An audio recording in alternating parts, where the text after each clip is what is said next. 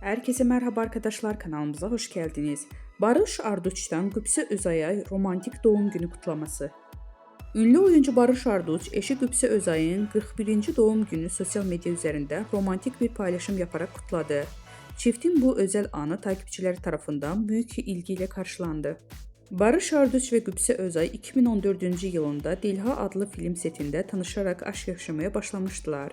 2020-ci yılında evlənərək bu özel ilişkilərini taçlandıran çift 2022-ci yılında isə büyük heyecanla beklədikləri kızları Jan Asya'nı kavuşmuşdu. Barış Arduç ve Qübsə Özay çifti kızları Jan Asya adını verdiler.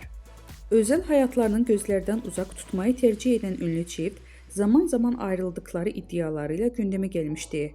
Ancak bu iddialara yanıt veren çift, bir tatilde Alaçatı'da birlikte objektiflere yansıdı. Denizde birlikte giren ikili kendilerini görüntüleyen gazetecilere el sallayarak samimi bir şekilde selam verdi.